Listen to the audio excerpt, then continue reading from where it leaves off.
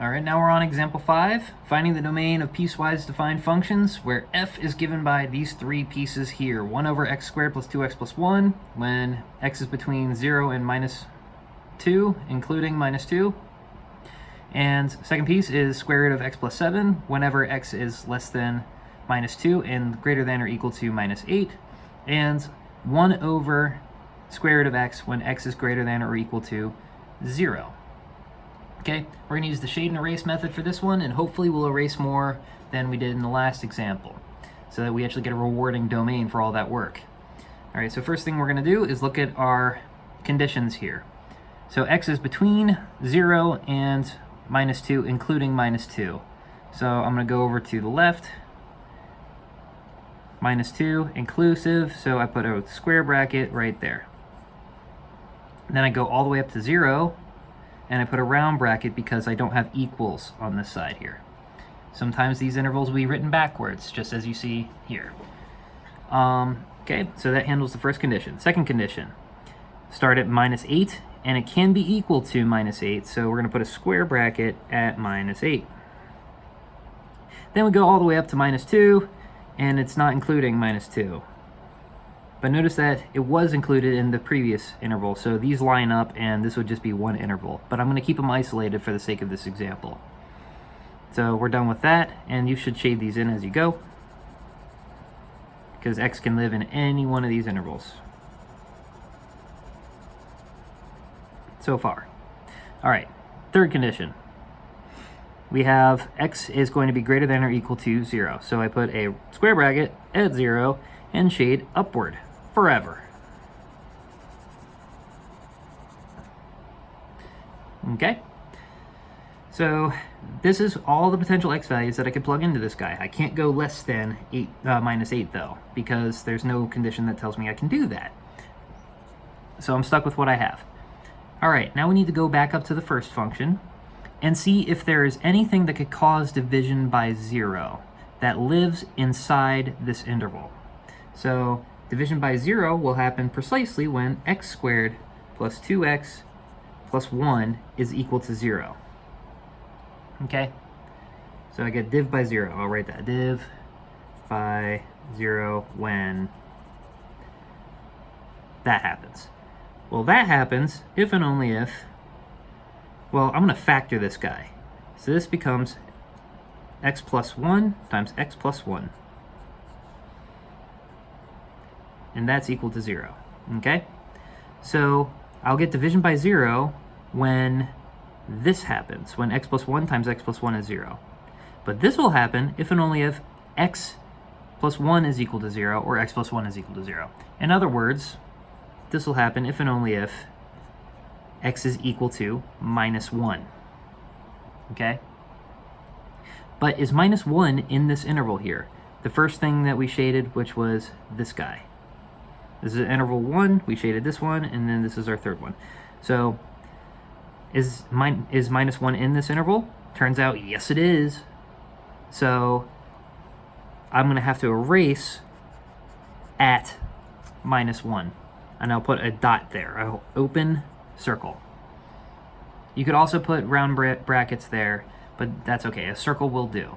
And I can shade up to minus 1, but not including minus 1. Okay, open circle. So we take care of that. That's the only place that's going to cause division by 0, is when x is equal to minus 1.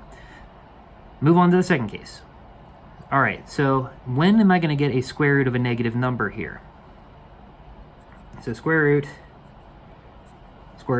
of negative when the inside of this radical is negative, i.e. when x plus 7 is less than 0.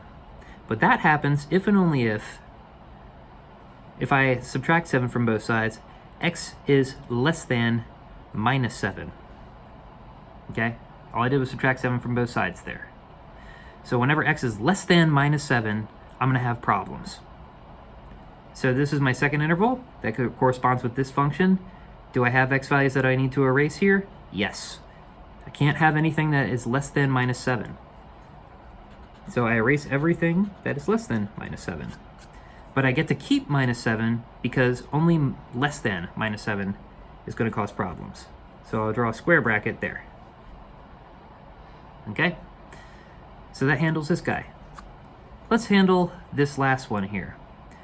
So now I have two problems that I have to worry about. I have to worry about division by 0, and I have to worry about square roots of negatives. Okay, so let's handle the square roots of negatives first.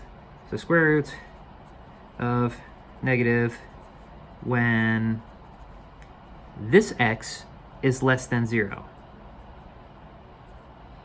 Okay, so in this interval here, do I have to worry about, in this interval here, are there any x's that are less than 0?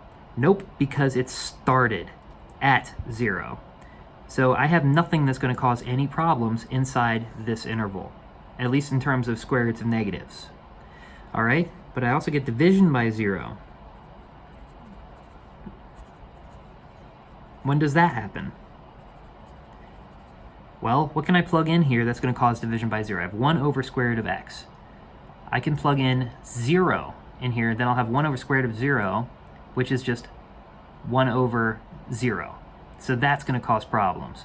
I cannot have x is equal to 0. All right? So I have to erase at x is equal to 0. Because x is equal to 0 lives inside this interval. So I put an open dot there. But I can shade up to that dot. So I'm stuck there. Okay? Open dot, open dot. So that takes care of those conditions. So now what's our domain? Our domain starts at -7. So domain of f starts at -7 and is included, goes up to -2, and then there's a round bracket, but then there's a square bracket at -2. So we can still plug in -2 and be okay. So we pass through it. So if you see round bracket and square bracket together, pass right through it. Where can't I plug in next? -1. And it's just one point here where I can't plug it in. So I stop at -1 and put a round bracket. You could also put a round bracket right here and put one right here as well. But then we pick up at -1 and then go to our next hole, which is at 0.